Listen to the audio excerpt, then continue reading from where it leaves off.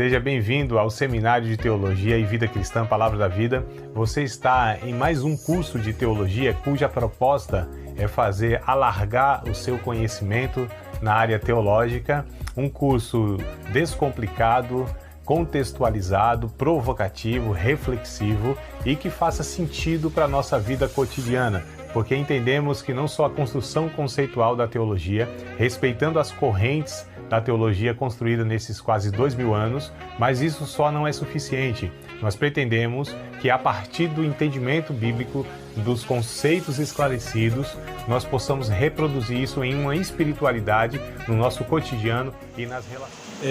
Antes que eu dê seguimento, ao conteúdo aqui que eu pretendo compartilhar com vocês nessa aula de hoje, ou nessa conversa de hoje, vocês querem relembrar, pontuar alguma coisa da aula passada, no finalzinho, no meio, no começo, sei lá, algum ponto que talvez ficou aí, fazendo looping na tua cabeça, alguma questão, algum termo, tá tudo tranquilo para vocês, tudo compreendido, nada assim embaçado que ficou do que a gente falou na aula passada.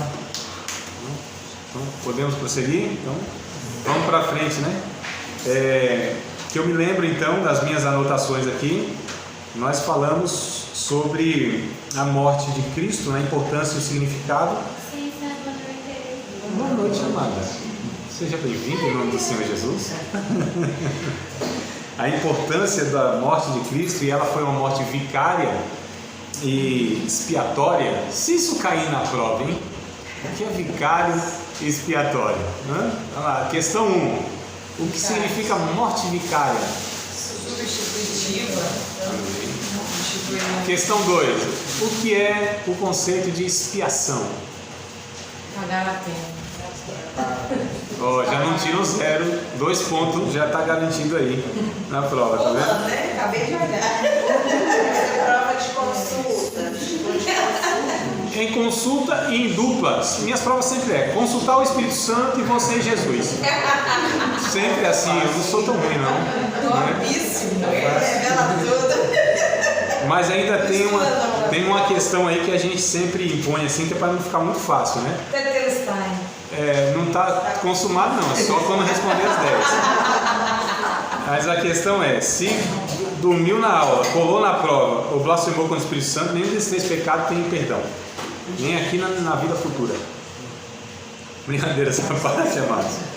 Então o significado, a importância, melhor dizendo, a morte de Jesus, nós falamos qual a importância tem. Bom, o Novo Testamento, a fé cristã, enfim, gira em torno desse, não só do evento em si, mas da questão da morte de Cristo. A morte de Cristo é o ápice da ação de Deus para salvar o homem, É na cruz que tudo se converge, tudo se resolve. É na cruz que, inclusive, foi falado, está consumado. Não é que está tudo consumado porque tem um desenrolar da história humana, mas foi consumado o ato da salvação, do resgate do ser humano. Então a cruz é o ponto de partida das nossas vidas, Tanto é que a história ela é dividida, Antes da cruz e depois da cruz, digo a história mundial mesmo, Calendário, aquela coisa toda, enfim.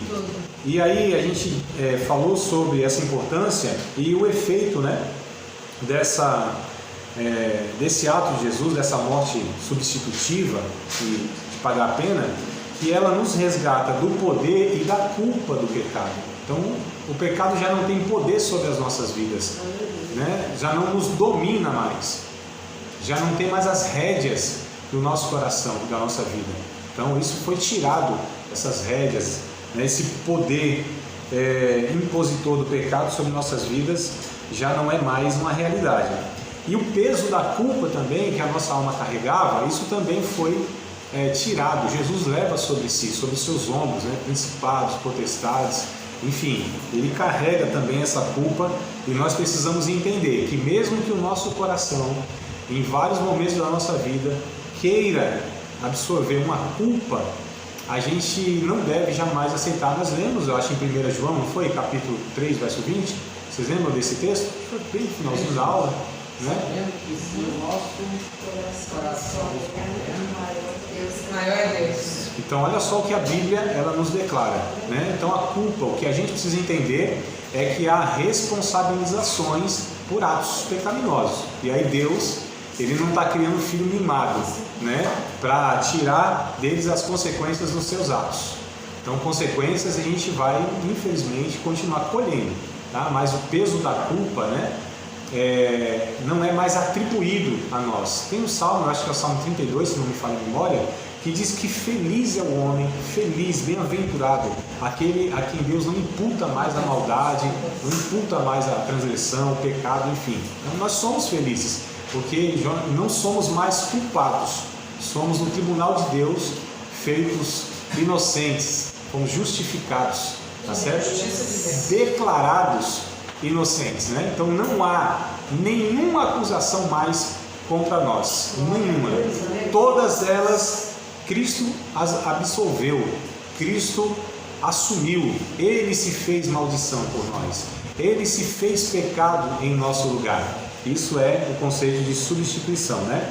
Então o poder e culpa do pecado, isso aí já não cabe mais em nossas vidas, glória a Deus e aleluia. O significado da morte de Cristo, ele falou sobre a importância e agora sobre o significado, tá?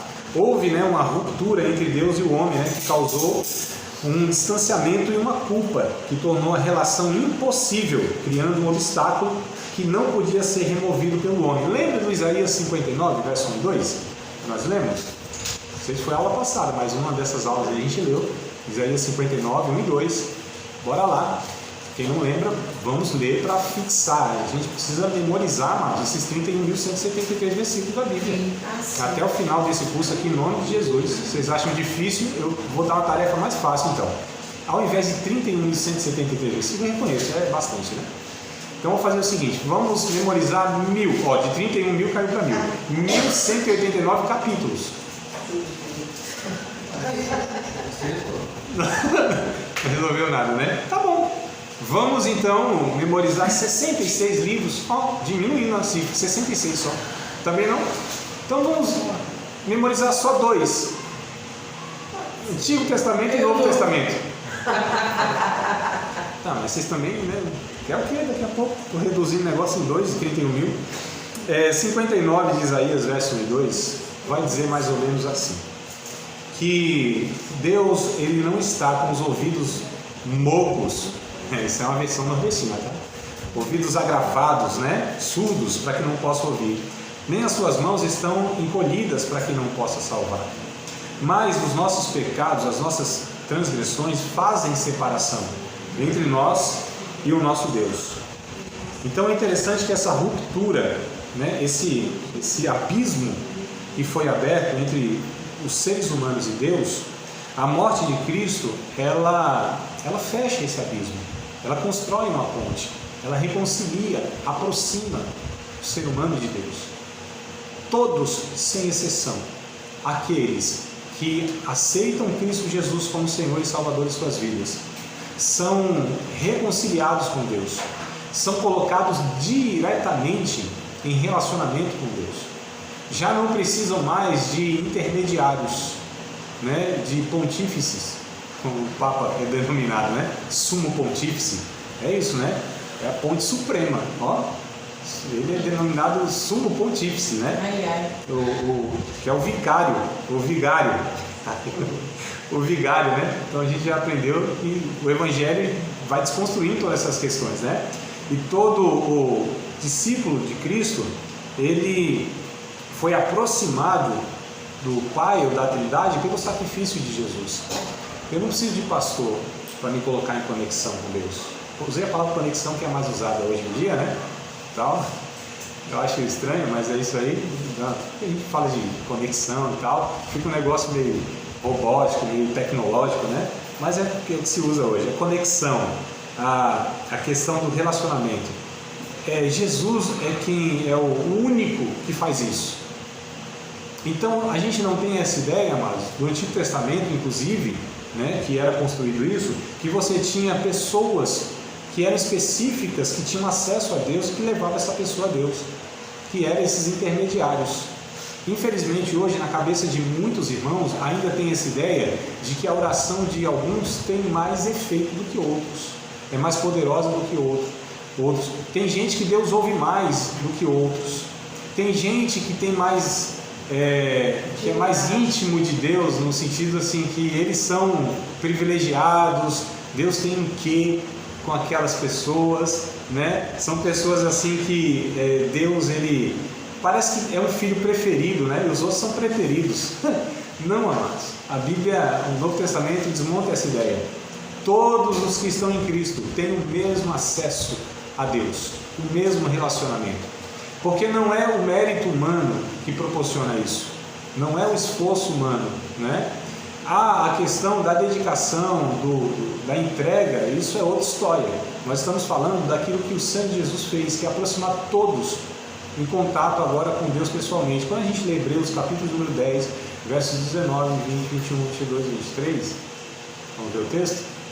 Vai falar mais ou menos aí sobre isso aqui que a gente está abordando. Isso é muito... 22. Hebreus capítulo 10, verso 19, acho que até o 23, se não me falha a memória, tá? É interessante, nós vamos ler aí, tá? Vai achando. Enquanto isso eu vou falando aqui. É interessante, amados, porque o texto, ou os textos, né, que falam disso, vai trazendo uma realidade que não é muito apreciada por líderes, em grande parte. Só os verdadeiros, só os homens de Deus mesmo, né, que eles não têm problema com essas questões. Mas a grande maioria das pessoas tem. Por quê? Porque é muito bom ter uma pessoa dependente de mim. É muito bom uma pessoa, eu digo para o ego humano, né? É muito bom que ela dependa de mim, que eu seja superior a ela. Que ela me chame de mestre, rabi, né? Aquela coisa toda, tal, como um profeta, como se fosse assim, algo superior. E aí me massageia o ego. Então eu, inclusive, manter a pessoa na ignorância é uma vantagem, porque manipula-se o ignorante de uma forma muito mais fácil, né? Mas o Evangelho nos propõe a nos emanciparmos uns dos outros nesse sentido, e Cristo seja, de fato, Jesus disse, né? Vocês não chamem nenhum as pessoas de pai, de mestre, porque a saber há um só, que é o Cristo. Ele não estava falando do ministério de ensino, não é isso. Mas essa questão mesmo, que tem pessoas especiais, não tem mais, não existe mais, porque nós fomos feitos em Cristo um reino de sacerdotes. Reis. Não é? 1 Pedro capítulo 2, verso 9, está pensando? Apocalipse capítulo 1, verso 6 ou verso 7, acho que é o 6, né? Nós somos um reino sacerdotal, fomos feitos reis e sacerdotes. Olha que coisa interessante. Então o Evangelho não é uma proposta de uma religião que tenha um sacerdote. Nós não temos sacerdotes, né? Nós somos um povo sacerdotal, onde todos temos igual acesso a Deus. É que uns compreendem e fazem isso e outros terceirizam a sua vida espiritual e terceirizam aí esse privilégio, amados, nos relacionarmos com Deus. Eu não estou dizendo para a gente não compartilhar necessidades de oração, que a gente tem que pedir oração, não é que a gente não tem que orar uns pelos outros, que os pastores, os líderes não têm, né, a sua função e seu papel de instruir o povo e tudo mais. São irmãos mais velhos que fazem isso dentro de uma perspectiva da família da fé e de iguais, que todos recorrem ao mesmo recurso, que é o Cristo, por meio do seu sangue, o Espírito Santo que viabiliza tudo isso, né? Hebreus capítulo 10, verso 19, o que diz aí? Alguém puder ler rapidinho, uma versão clara, boa? Tendo, pois, irmãos, ousadia para entrar no santuário pelo sangue de Jesus, pelo novo e vivo caminho, que ele nos consagrou pelo véu, e isto é, pela sua carne, que tendo um grande sacerdote sobre a casa de Deus, cheguemos com verdadeiro coração e inteira certeza de fé, tendo os corações purificados da má consciência e o corpo lavado com água limpa. Exato. Mas o 19 é bem claro, né?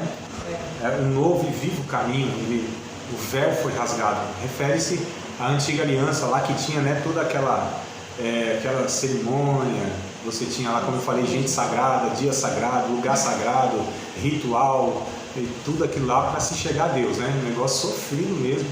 Então,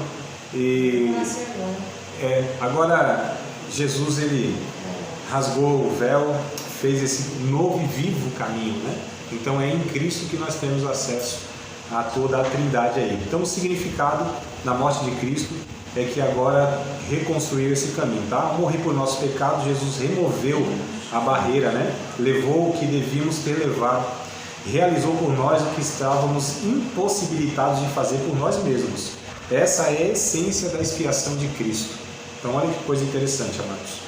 Bom, falamos da morte de Cristo, eu quero falar da ressurreição de Cristo. A ressurreição é um tema, um assunto, um conteúdo um tanto que negligenciado nas nossas pregações, nas nossas igrejas.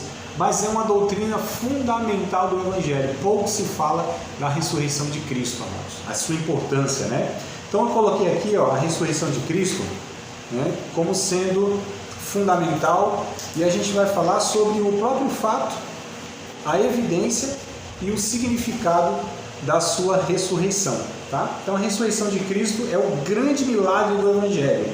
A morte nos reconciliou com Deus, mas a sua vida e ressurreição nos salvou. Lembra que nós lemos Romanos 5:10 na aula passada? Diga, Amado. O significado da morte é... O significado não falei, eu não chego lá, estou falando do fato. Mas você não está falando da morte? Sim. A morte, calma, a morte eu concluí, desculpa, o significado sim, porque eu pensei que era ressurreição aqui.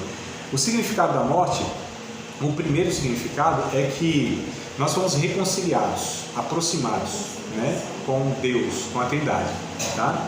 E a segunda questão, o significado, o que tem para nós de importância e o significado da morte de Cristo, é que fez por nós aquilo que nós não tínhamos condição de fazer. A gente estava eternamente perdido, não tínhamos o que fazer, nada, absolutamente nada, incapazes, impotentes, insuficientes, eternamente perdidos. Fora da glória. Totalmente destinado à perdição eterna. Se Cristo não morre, nós não seríamos salvos. É simples assim. Se Jesus não morre em nosso lugar, nós simplesmente não teríamos nada o que fazer. Só iríamos esperar o juízo final. Acabou. Sem esperança, sem Deus no mundo. Inimigos de Deus, é que Paulo vai dizer aos Romanos, capítulo 2, que me falha a memória, talvez até a gente leia esse texto. Então a morte de Cristo, amados, é de fato a causa da nossa salvação, né? Se ele tivesse morrido, simplesmente estávamos perdidos. Não podia se esforçar como um bom religioso, como Paulo relata na sua vida de busca, de tentativa de servir a Deus. Isso não tinha jeito, não tinha como. Tentava fazer as coisas, mas não ia. Não era suficiente. Por quê? Porque Deus, ele nunca baixou o seu padrão de santidade. Ele não se adequou ao status pecador do homem. Nunca. Deus não pode mudar. Ele não poderia fazer vistas grossas ao pecado. A justiça de Deus tinha que ser aplacada, satisfeita, né? Que o texto vai dizer, né? Propiciada. Esse é o termo mais bíblico e teológico. Só que quem fez isso? Quem tinha condição? Se juntasse todos os grandes homens de Deus, todos não podiam salvar um só, porque não havia um pingo de mérito para a salvação em nenhum deles. Todos os recursos da criação não poderia salvar uma única vidinha, um único ser humaninho. O Salmo diz isso, né? Não estou inventando nada aqui, só não estou citando os textos e aquelas palavras difíceis da Almeida Revista e Corrigida. Essa aqui é uma versão NTLA, né? Nova tradução linguagem de amanhã, não tem ainda, mas é nova tradução linguagem. Alguém disse assim, não, é linguagem do André, né? Nova tradução linguagem do André, que é NTLA. Pode ser também, mas tudo bem? Significado da morte? Então, antes de Jesus, como é que funcionava a salvação? Porque a Bíblia, ou seja, fala sobre quando ele morreu, ele desceu e pregou os espíritos em prisão. O que significa isso? São duas perguntas aí, né? Eu vou responder uma, outra eu deixo para depois que eu preciso estudar mais, tá? Estou brincando, né? Porque é bem complicada essa segunda aí, que é Pedro, né? Tal, mas eu acho que a primeira aí é muito boa a pergunta, Alessandro, porque há essa questão. Bom, se a morte de Cristo é que salva os homens, e aqueles que morreram antes da morte de Cristo? é a questão. Hebreus capítulo número 11, verso 13. Hebreus 11, 13. E Deus sendo justo, como é que fica aí? Então vamos ver como que se dava a salvação antes da morte de Cristo. Como os homens eram salvos na antiga aliança. Com Abraão. Hebreus 11, né? 11 e 13. Hebreus capítulo 11, verso 13. Amados, antes que a gente leia aí de fato, preste atenção aqui, ó. Nunca houve um tempo, porque a gente tem a ideia, até mesmo nas discussões teológicas, na sala de aula, a gente tem a ideia assim, havia o tempo da lei e hoje é o tempo da graça. Não tem essa conversa? Né? Eu me pergunto, se houve um tempo que Deus se relacionava com o homem a partir da exigência da lei, então quem foi salvo? Ninguém. Ninguém conseguia cumprir a lei. Né? Eu concluo que a graça de Deus sempre foi um meio que Deus se relacionou, que possibilitou Deus se relacionar com o homem. Porque quando o homem peca, eu não sei aqui, né? Vai uma conjectura, uma viagem na maionese. É assim, Satanás, ele bem conhecia a santidade de Deus. Ele já tinha pecado e tinha sofrido, né, a sua punição lá, embora parcial, mas sofreu lá. Então, quem sabe, Satanás pensou, se eu fizer com que o homem peque, a própria santidade de Deus fulmina esse ser humaninho aí. Quem sabe? E aí, quando Satanás então consegue levar o homem ao pecado, é possível que ele ficou só de longe olhando. Agora Deus vai fulminar. Vai ser agora. Não tem como, né? Se ferrou. Aí, ó. Que coisa boa, né? Essa teologia aqui. Então, olha só. Só que Satanás não contou com a astúcia de Deus, né?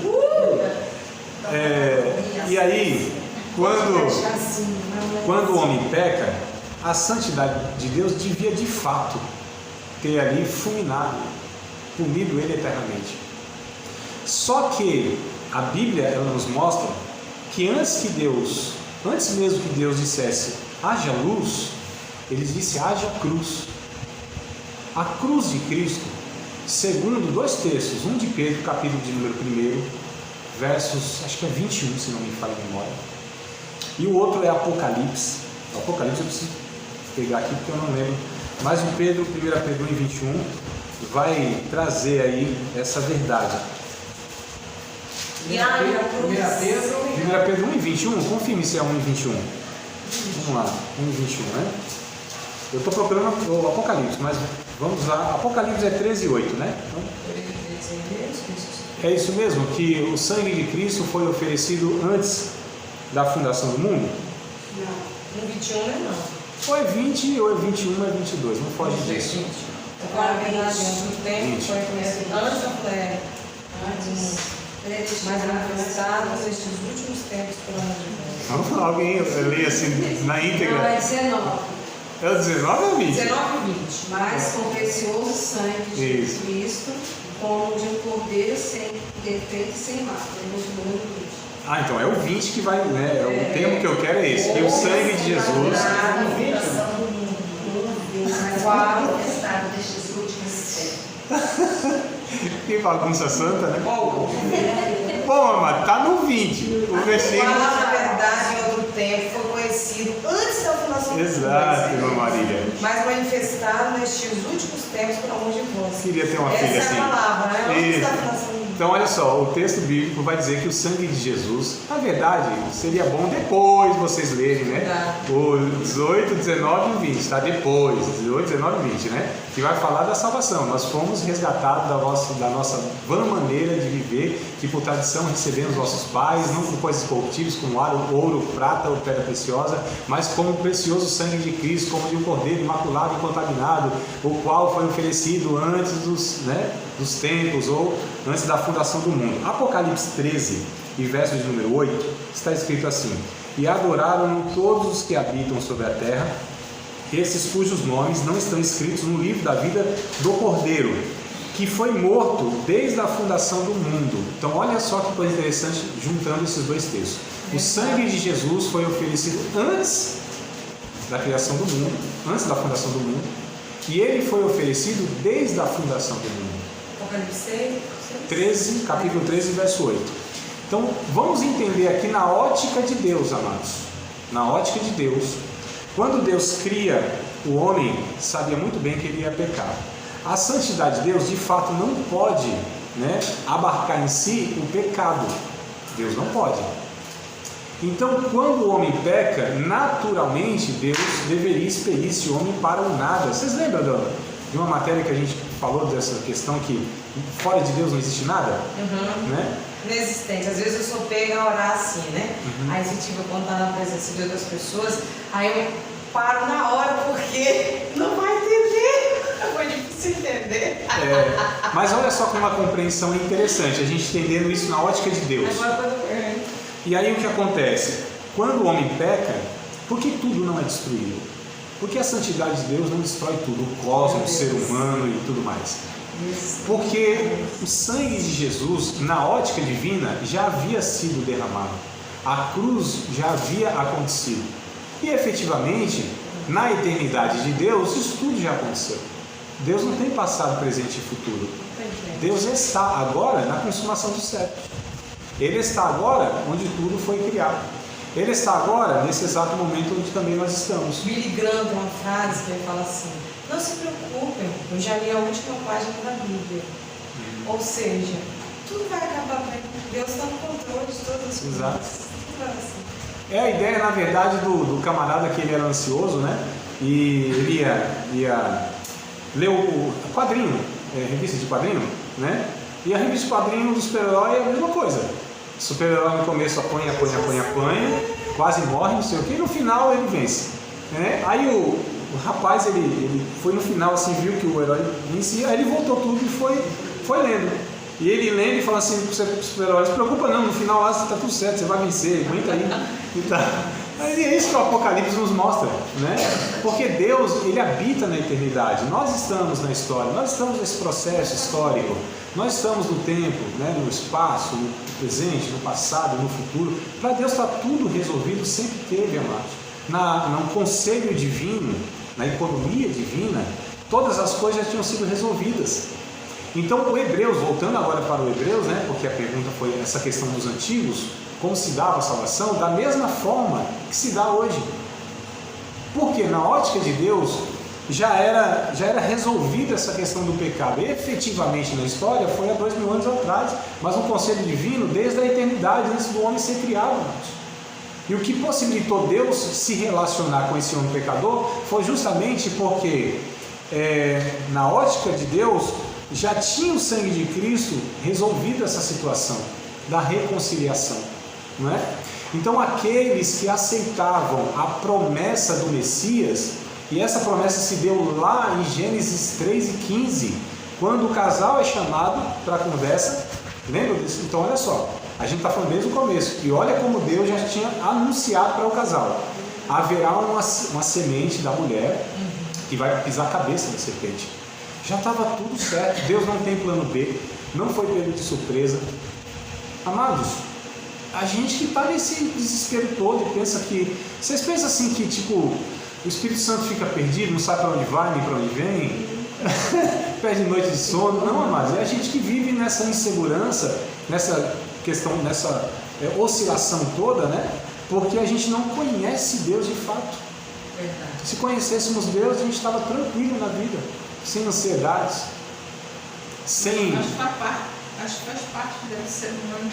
Sim, essa fraqueza, né? Sim, mas nós somos convidados por Jesus, inclusive, a estar vivendo em uma outra ótica. E ele deu exemplos, ensinos variados. A sua própria vida é o maior exemplo disso, de como uma pessoa entregue a Deus, a morte, inclusive, não é algo que apavora ninguém, não é? Porque a própria morte já foi vencida.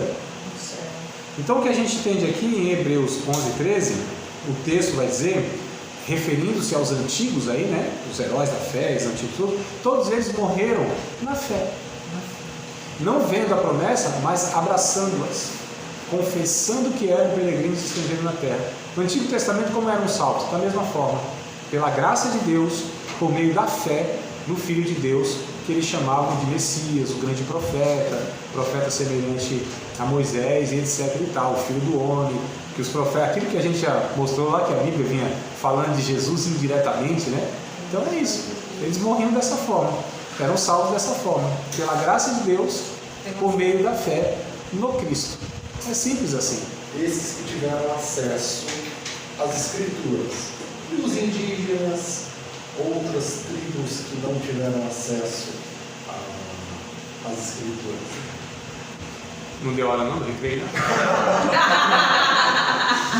A gente sabe que eles sabiam que existia um Deus, né? Agora, que Deus era esse? Como é que a gente se assimila ao Deus que eles descobriram sem ter cultura, sem saber ler, sem nada? Pelo Espírito. Vamos lá.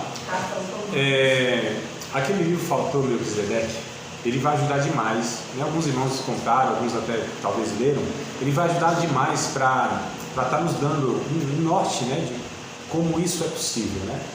A salvação, ela de fato precisa ser a partir do Evangelho pregado, do Cristo, né, anunciado e recebido. Eu não tenho condição, a Bíblia não dá para a gente uma resposta clara de como pessoas fora... Aliás, na verdade, o Antigo Testamento vai mostrando que Deus estava alcançando outras nações, né? Se a gente pega, inclusive, muitos... O próprio Abraão, ele é pagão, aliás, vem de uma terra pagã, de uma família pagã, da própria idolatria. Como que Deus alcançou ele? Então, aí no caso dele foi diretamente, pois né? é o Espírito. Sim, mas a questão a gente não pode falar que Deus faz ou fez isso como fez com Abraão com todos os povos. Na verdade, eu não sei se tem uma resposta, se alguém tem uma resposta. Mas o que a gente tem? Romanos capítulo 1, por exemplo, diz, aliás, o Salmo 19, Romanos capítulo 1, vai nos falar da revelação natural de Deus, né? Essa revelação natural de Deus vai dizendo que toda a criação, os céus, proclamam a glória de Deus. As coisas visivelmente criadas, elas manifestam e declaram que há um Deus criador. A revelação de Deus natural, ela é suficiente para a salvação? Não é. Mas servirá para que Deus deixe essas pessoas indesculpáveis no juízo. Agora que Deus salvou nações fora de Israel, no tempo de Israel, isso é fato. Sim. Deus alcançou. Deus, ele não precisa de nós para alcançar pessoas. Mas isso não nos esquiva, não dá o direito de nos esquivar, não nos exclui da tarefa da evangelização de todos os povos. Agora, como os outros povos fora de Israel foram de fato efetivamente salvos, não sei. É possível que Deus tenha feito isso e não tenha sido registrado para o nosso conhecimento. Agora a gente percebe que muitos dos que participaram da história de Israel, nações, reis e muitas pessoas, elas foram incluídas. A lei de Deus tinha, inclusive, para os estrangeiros, uma série de leis, né, que os acolhia, por assim dizer, né, os recepcionava. Então não é que Deus só salvou Israel, é que Israel foi, de fato, o privilegiado de receber as promessas, de receber os profetas, de Deus se manifestar e colocar o nome dele sobre essa nação para que essa nação alcançasse as outras. Então, assim, pontualmente isso foi feito. O Jonas foi para Nínive, outro estado. A questão de espalhar o povo, né? Sim.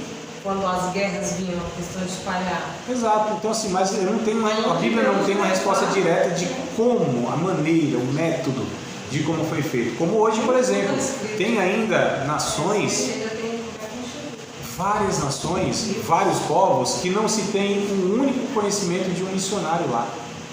Tem sim. Mas se não tem o conhecimento, Deus não vai cobrar nada dele.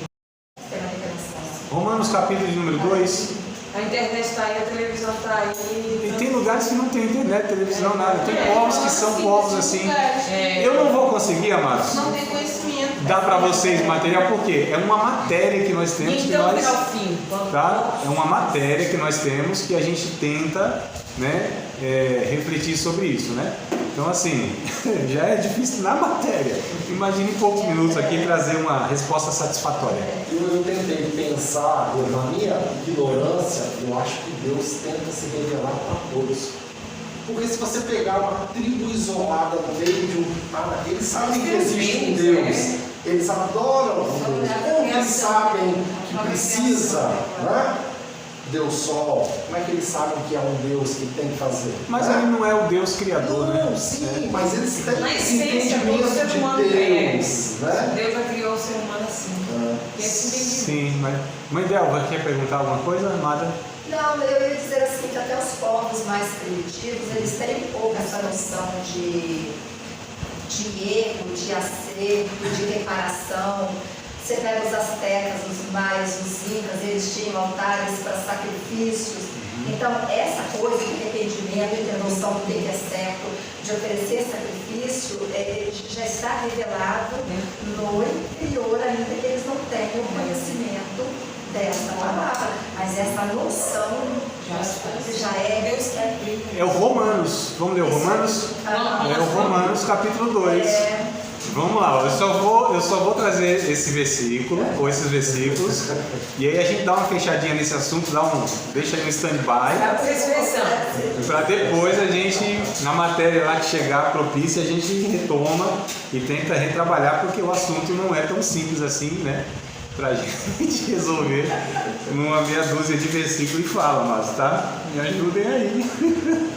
Romanos capítulo 2, e algo importantíssimo para a gente discutir, porque isso nos levará à consciência da responsabilidade que nós temos de alcançar essas pessoas. Por exemplo, um missionário disse assim: por que uma nação ou indivíduo ele tem o privilégio de ouvir o evangelho várias vezes e outros nenhuma? Né? Por que isso? Então, a gente não deveria se preocupar com essa questão? Por que a gente não se preocupa? Por que a igreja brasileira é omissa, é negligente em relação a missões? Por que, amados? O que está acontecendo com a gente que a gente perdeu essa grande comissão? Existe um grande mandamento e uma grande comissão na Bíblia. O grande mandamento é amar Deus, teu próximo a ti mesmo. E a grande comissão é ir levar esse amor às nações e aos povos. E a gente simplesmente assim deixou isso de lado. Né? Tipo assim, caímos num egoísmo absurdo, semelhante a Israel, que achou que eles eram a bolha de Deus, os filhinhos do papai, e aí desconsideraram essa missão de levar Deus às nações. Então a gente precisa pensar. Eu acho que foi aqui uma aula nossa que eu pedi para algum irmão, inclusive, pegar o relógio mundial lá para ver quantas pessoas estavam morrendo. Milhares, não lembro, 300 mil em 24 horas ou um pouco mais, ou bem mais, né? Acho que era mais até, né? Bem mais, né? Sei lá, um bocado de gente morrendo assim, ó. Enquanto a gente está numa aulinha aqui de 1h20, tem aí milhares de pessoas descendo a sepultura. E a pergunta é: e essas pessoas são aquelas computadas porque estão nos CPFs, estão nos arquivos dos governos e vão sendo dado baixa em cada uma delas. Mas tantos povos aí que não têm essa estrutura de controle. Quantas pessoas estão morrendo? Quantas crianças, quantos indigentes estão morrendo? Quantos milhares e milhões de pessoas, né, diariamente? Nós estamos cultuando aí 2, 3 dias, 4 dias na semana, enquanto pessoas estão descendo à sepultura. Será que a gente não deveria pensar um pouco mais nessa realidade? Será que a gente não deveria crescer um pouco mais nessa responsabilidade da tarefa de levar o Evangelho? Dinheiro a gente tem, estrutura a gente tem, mão de obra a gente tem. O que a gente não tem? Amor. Romanos capítulo 2, versículo número 12 até o 16. Vamos lá, amados, ó. Porque todos que sem lei pecaram, sem lei também perecerão. Todos os que sob a lei pecaram, pela lei serão julgados. Porque os que ouvem a lei não são justos diante de Deus, mas os que praticam a lei vão ser justificados. Porque quando os gentios, que não têm lei, fazem naturalmente as coisas que são da lei, não tendo eles lei, para si mesmos são lei, os quais mostram a obra da lei escrita no seu coração, testificando juntamente a sua consciência e os seus pensamentos, quer acusando-os, quer defendendo-os, no dia em que Deus há de julgar os segredos dos homens por Jesus Cristo, segundo o meu Evangelho. Quero destacar aqui alguns termos, tá? Só para a gente ver se entende um pouquinho mais dessa questão. até como uma forma introdutória para a gente discutir isso lá na frente. O verso 14 e o 15, né? E o 15 mais especificamente, que diz que a obra da lei ela é escrita no coração, é o que a mãe dela estava falando.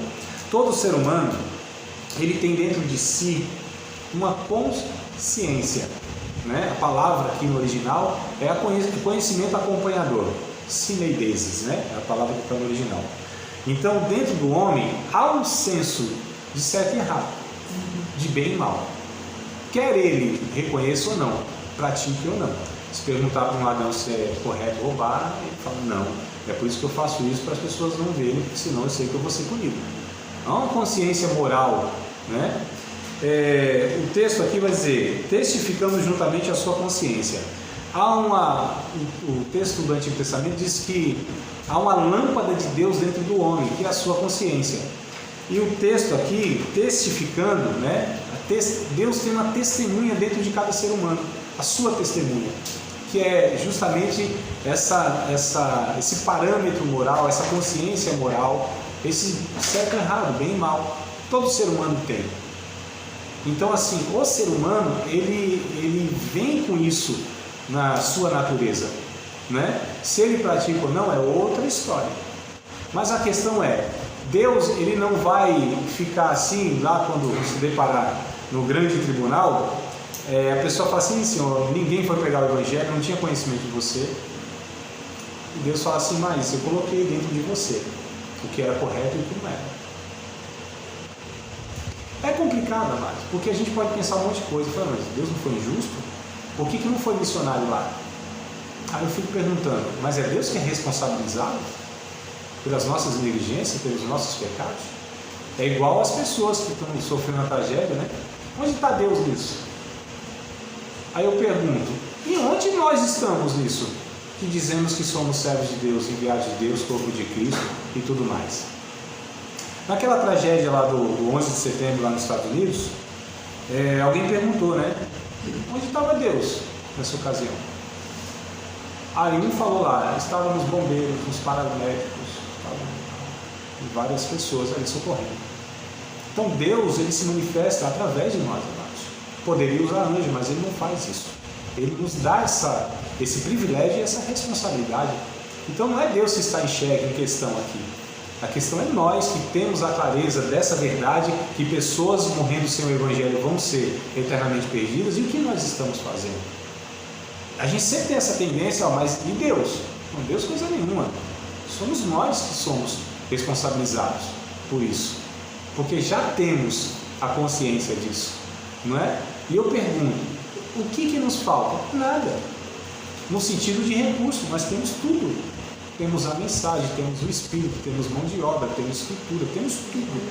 Por que a gente não faz isso? Os irmãos lá nos 3 primeiros séculos fizeram isso tranquilamente, sem todos esses recursos, sem todo esse contingente, sem todo esse aparato tecnológico, de conhecimento, teológico e tudo mais. Fizeram isso, evangelizaram o mundo todo, amados. Por que nós não estamos fazendo isso?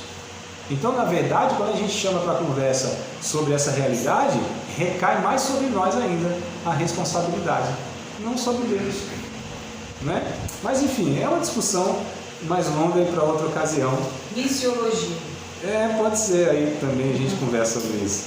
Eu nem sei onde eu estava, mas eu me perdi. Ressurreição. Todinho. Jesus ressuscitou. Então nem comecei, né? Não. Vamos lá, queridos. Mas que bom que vocês vai despertando, né, algumas questões, e é que infelizmente às vezes não dá pra gente concluir, trazer satisfatoriamente, mas espero que pelo menos tenha amenizado a dúvida em algumas questões que foram colocadas. Não tirar um dia, Paulo, a gente só fazer pergunta e o senhor só responder. Todas essas coisas. Pode ser no domingo, meio-dia, no almoço. Se vocês quiserem fazer um churrascão assim, eu fico a tarde todinha respondendo. Estou brincando, mas já que está sendo proposto aqui na gravação isso aqui, vamos fazer uma live, alguma coisa assim. E aí vocês vão fazendo perguntas aleatórias e eu vou tentando assim dar aquelas respostas rápidas e objetivas, né? Vamos lá. Cada enrascada que eu me meto, né? Mas vamos lá, eu fiz isso 2 vezes, foi muito bacana, foi muito legal. Fiz 2 vezes esse treino, rendeu umas 2 horas de vídeo lá de live. Sua ressurreição, o fato, da ressurreição. A ressurreição de Cristo é o grande milagre do Evangelho. A morte nos reconciliou, né, com Deus, vou reler aqui, tá? Mas a sua vida, né, e ressurreição nos salvou, tá? Lembra da ilustração do menino da bala perdida? Né? Então olha que coisa interessante. É bom a gente pensar nisso, por quê? Porque o texto de Romanos 5,10 que nós lemos, e 1 aos Coríntios capítulo 15, amados, nós temos um capítulo todinho, 58 versículos, o capítulo é esticado, 58 versículos, né? Os parâmetros do Novo Testamento é um capítulo bem, 58 versículos, capítulo 15 de 1 aos Coríntios. Todo esse capítulo, Paulo fala a respeito da ressurreição, a doutrina, como que vai se dar, essa realidade. Então assim, vocês precisam ler esse capítulo 15 todinho, tá? Sobre a ressurreição. Eu quero falar que a ressurreição, ela é fundamental para que a gente entenda toda essa questão, importância. Paulo vai dizer, ó, se a gente não acredita que Cristo ressuscitou, é em vão a nossa fé. Se esperarmos em Cristo somente nessa vida, nós somos os mais miseráveis de todos os homens, né? Porque alguns irmãos, inclusive algumas pessoas, eles falam, não, Jesus não ressuscitou não. E a grande diferença do Evangelho é porque Jesus ressuscitou. Porque se ele não tivesse ressuscitado, na ilustração lá do menino, morreu, mas e aí? Eu coloquei aqui a base aqui do Evangelho, né? Ou seja, o anúncio, as boas novas. Qual é a notícia mais poderosa que nós temos a respeito de Jesus no anúncio? Ele está vivo. Ele ressuscitou. É isso que eu deveria falar depois de você saber. Porque todas as religiões, os seus fundadores, elas são sepultura. Nem existem mais os restos mortais. Mas Jesus não. Ele está vivo, ressurreto. Isso é a prova cabal, né? Eu anotei aqui, de que ele era de fato quem ele disse que ele era. É a ressurreição que testifica isso. Então a base do Evangelho é o nascimento e o ministério de Jesus Cristo, culminando na sua morte, sepultamento e ressurreição. Romanos capítulo de número 6, já que a gente estava em Romanos aí, vamos para o capítulo 6, versículo de número 4, depois Colossenses 2, 12 ao 14, depois Gálatas 3 ao 13 e depois Colossenses 3, 1 ao 3. Calma que eu vou falando devagar aqui. Mas Romanos 6 e 4. De sorte que fomos sepultados com ele pelo batismo na morte, para que, como Cristo ressuscitou dos mortos, pela glória do Pai, assim andemos nós também em novidade de vida. Vamos juntando os versículos aqui. Colossenses 2, 12 ao 14. Inclusive quero fazer um breve comentário aqui do 14, Colossenses, né? Capítulo 2, versículos 12 até o 14. Diz assim, de sorte que, meus amados, assim como sempre obedecestes, não só na minha presença, mas muito mais agora na minha ausência, assim também operai a salvação. Desculpa, não estou em Filipenses, eu estou viajando. É Colossenses, tá? Desculpa, Colossenses. Falei, eu já li esse versículo há uma hora atrás. Colossenses, capítulo 2, verso 12 ao 14. Agora sim, sepultados com ele no batismo, nele também ressuscitastes pela fé no poder de Deus, que o ressuscitou dos mortos. E quando vós estáveis mortos nos pecados e na incircuncisão da vossa carne, vos vivificou. Essa palavra vivificou é sinônimo de ressuscitou, né? Vivificou juntamente com ele, perdoando-vos todas as ofensas, havendo riscado a cédula que era contra nós nas suas ordenanças, a qual de alguma maneira nos era contrária, e atirou no meio de nós, cravando-a na cruz. Então aqui fala que em Cristo nós fomos mortos com ele, né? Na identificação que ele fez com a gente do pecado, sepultado e ressuscitado como Cristo. Nisto, amados, na ressurreição de Cristo, ele nos leva, 1 Coríntios 15 vai dizer isso, ele nos leva com ele nessa ressurreição. Ou seja, nós também somos ressuscitados em Cristo. Portanto, não há nenhuma condenação contra nós. Toda a maldição foi cravada na cruz. É por isso que é esse sino da batalha espiritual que exacerba a questão da maldição hereditária. É uma heresia braba contra o sacrifício de Cristo, invalidando ou no mínimo colocando como insuficiente que o sangue de Cristo não foi eficaz para nos salvar de toda maldição, de toda condenação. A batalha espiritual, ela é muito distorcida no nosso país, e os arautos dessa doutrina aí, hereges de carteirinha, não vou citar os nomes aqui porque não é a ocasião, mas quando chegar a ocasião eu dou nome aos bois, ovelhas que não são. Gálatas 3:13. Gálatas 3:13, assusta um pouco, né, amados? Porque eu sei que está girando aí nas nossas igrejas essas conversas heréticas, né? Faz um tempo já. Eu estou achando é nada. Gálatas 3. Onde fica Gálatas? 3. 3 ou 6, pastor? 3. 1, 2, 3. Gálatas capítulo 3, verso de número 13. 3 e 13. Diz assim: Cristo nos resgatou da maldição da lei, fazendo-se maldição por nós, porque está escrito: maldito todo aquele que for pendurado no madeiro. Colossenses, a gente volta para Colossenses 3, 1 ao 3. Falou, André, mas por que você não leu Colossenses? É porque eu preciso dessa sequência aqui, né, para a gente construir o pensamento. Então, capítulo 3, verso 1 ao 3. Colossenses, tá? Portanto, se já ressuscitais com Cristo, buscais as coisas que são de cima, né? Onde Cristo está assentado à destra de Deus, pensai nas coisas que são de cima e não nas que são da terra, porque já estáis mortos e a vossa vida está escondida com Cristo em Deus. Então a ressurreição de Cristo, ela se torna, né, a pedra, chamada pedra fundamental, a pedra angular, né? Pois se Cristo não tivesse ressuscitado, então não seria, melhor dizendo, o que ele próprio afirmou que era, né? Então a sua morte não seria substitutiva se ele não tivesse morrido. 1 Coríntios 15 e 20, se alguém achar rapidinho, leia. 1 Coríntios 15 e 20. Então a ressurreição de Cristo é que de fato criva, né, toda a sua mensagem, tudo aquilo que ele disse que ele era. Que ele era filho de Deus. Diga, amado, pode. Mas agora Cristo ressuscitou dos mortos e foi feito as primícias dos que dormem. Isso. Deixem aberto em 1 Coríntios 15, a gente vai ler alguns versículos aí, tá? Pelo menos mais um ou dois. Então olha só, ele foi feito a primícia dos que dormem, a ressurreição de Cristo. É chamado, né, como a primeira colheita, o primeiro de muitos. Se Cristo ressuscitou, e ele de fato ressuscitou, e a nossa fé é depositada nesse fato, nessa verdade, nessa doutrina bíblica, então a nossa esperança, ela é viva, ela está viva, porque a morte não foi suficiente para segurar o Cristo, como nós falamos na aula passada. Se estamos em Cristo, se ele ressuscitou e nós nele fomos ressuscitados, né, nós também seremos e teremos a mesma realidade do corpo ressurreto do próprio Cristo. Então olha o que 1 Coríntios vai nos ensinar, desde lá do verso 33 em diante, mais ou menos, né? Vai fazer essa relação entre o corpo de Cristo, o homem espiritual, essa realidade, e que nós também vamos participar disso, nesse processo de resgate, amados.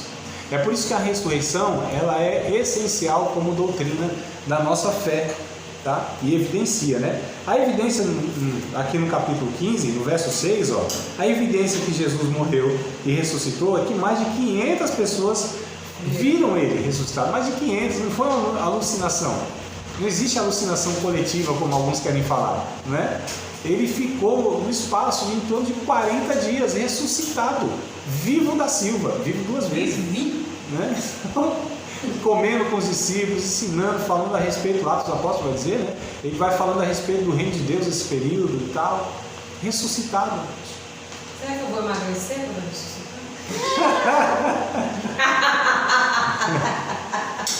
Eu vou ficar gorda. A Bíblia diz que teremos um novo corpo, né? A minha esperança. Não sei se haverá na nossa mente renovada, plena, essa preocupação que é muito mais humana, estética e feminina, né?